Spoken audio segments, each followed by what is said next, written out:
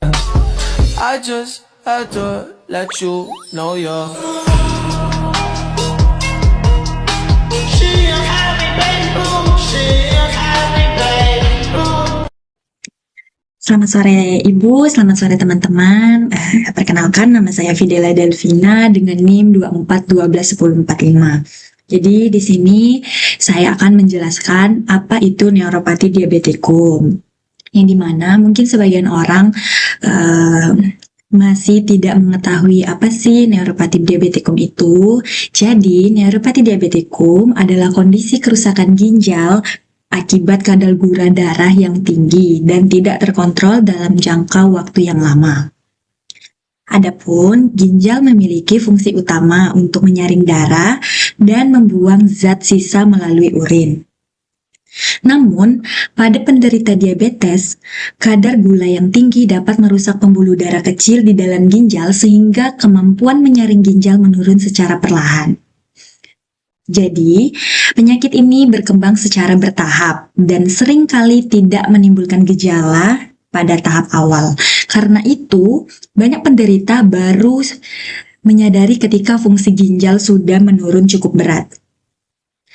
Kita masuk, mengapa neuropati diabetikum itu berbahaya? Jadi, neuropati diabetikum perlu diperhatikan karena dapat menyebabkan yang pertama, penurunan fungsi ginjal.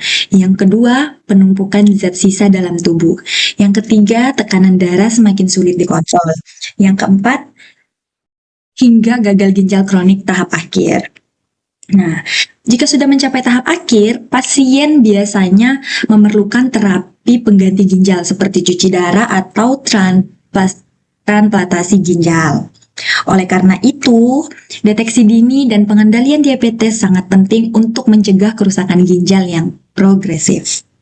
Kita masuk ke faktor risiko.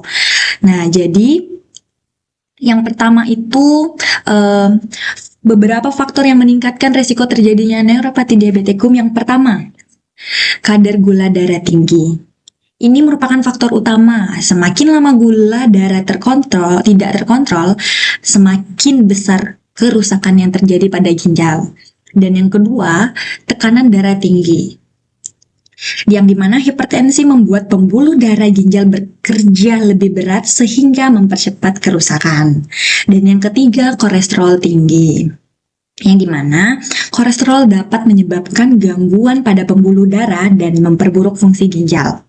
Yang keempat, ada obesitas, yang dimana juga berat badan berlebih meningkatkan risiko diabetes dan komplikasinya. Yang kelima, ada merokok, yang dimana kita tahu rokok mempercepat kerusakan pembuluh darah dan menurunkan kesehatan ginjal. Yang keenam, ada riwayat keluarga diabetes, yang dimana faktor genetik juga berpengaruh terhadap risiko seseorang mengalami diabetes dan komplikasi ginjal. Nah, kita masuk ke dalam 5 tahap neuropati diabetikum. Jadi, neuropati diabetikum ini berkembang melalui 5 tahap. Tahap pertama adalah hiperfiltrasi.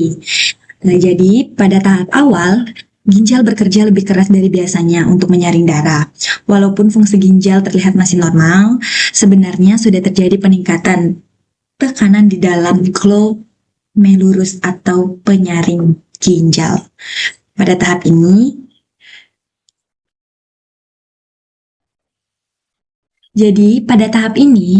belum ada protein dalam urin dan pasien biasanya belum merasakan gejala. Jadi sehingga sering terjadi tidak terdeteksi. Karena itu pemeriksaan urin rutin sangat penting. Nah, kita masuk ke tahap 2 adalah mikroalbuminuria. Pada tahap ini mulai terdapat sedikit albumin atau protein dalam urin sekitar 30-300 mg per hari. Ini menandakan bahwa membran penyaring ginjal mulai mengalami kerusakan. Yang dimana mikroalbuminuria merupakan tanda awal neuropati diabetikum yang biasanya hanya dapat diketahui melalui pemeriksaan laboratorium. Dan jika ditangani sejak tahap ini, kerusakan ginjal masih dapat diperlambat. Nah, kita masuk ke tahap 3 yang dimana itu makroalbuminuria. Yang tadi kan mikro, sekarang kita masuk ke tahap makro. Albuminuria. Kerusakan ginjal terjadi lebih berat sehingga jumlah albumin dalam urin meningkat lebih dari 300 mg per hari. Pada tahap ini, yang pertama kebocoran protein semakin besar. Yang kedua, tekanan darah biasanya mulai meningkat dan fungsi ginjal mulai menurun. Penanganan harus lebih ketat agar kerusakan tidak berkembang lebih cepat. Kita masuk ke tahap 4, yang dimana tahap 4 itu adalah penurunan fungsi ginjal.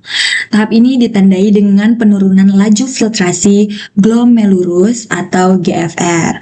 Artinya, kemampuan ginjal dalam menyaring darah sudah menurun secara nyata. Pasien dapat mulai mengalami yang pertama itu mudah lelah, yang kedua pembekakan, yang ketiga tekanan darah tinggi, dan yang keempat gangguan keseimbangan cairan tubuh. Kita masuk ke tahap 5, gagal ginjal kronik. Ini merupakan tahap yang paling berat. Kerusakan ginjal sudah menyeluruh sehingga ginjal tidak mampu menjalankan fungsi dengan baik. Tahap ini, pasien biasanya memerlukan hemodialisis atau cuci darah, dan bahkan transplantasi ginjal. Oke, kita kembali. Pada tahap 5 ini, lanjut. Kembali ke tahap 5. Pada tahap ini, pasien biasanya memerlukan hemodialisis atau cuci darah, bahkan bisa juga transplantasi ginjal. Karena itu, pencegahan sejak tahap awal jauh lebih baik dibanding pengobatan pada tahap akhir. Kita masuk ke dalam pencegahan dan pengendalian, di mana pentingnya pencegahan dan beberapa langkah yang dapat dilakukan. Antaranya, yang pertama, mengontrol gula darah, yang dimana kontrol gula darah yang baik dapat memperlambat kerusakan ginjal. Yang kedua, mengontrol tekanan darah. Tekanan darah dianjurkan tetap di bawah 130/80.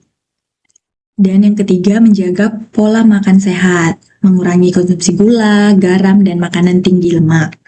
Yang keempat, rutin berolahraga. Aktivitas fisik dapat membantu menjaga berat badan dan kadar gula darah. Yang kelima, berhenti merokok. Ini bagi orang-orang yang sudah menjadi perokok aktif. Yang dimana kita ketahui karena rokok mempercepat kerusakan pembuluh darah. Dan yang keenam, ada pemeriksaan fungsi ginjal secara berkala, terutama bagi penderita diabetes, agar kerusakan ginjal dapat diketahui lebih awal. Jadi, kesimpulan yang dapat kita ambil adalah neuropati diabetikum adalah komplikasi diabetes yang menyebabkan kerusakan ginjal secara bertahap. Penyakit ini juga sering berkembang tanpa gejala pada awalnya, sehingga pemeriksaan rutin sangat penting. Dengan pengendalian gula darah, tekanan darah, serta penerapan pola hidup sehat, risiko gagal ginjal dapat dicegah atau diperlambat.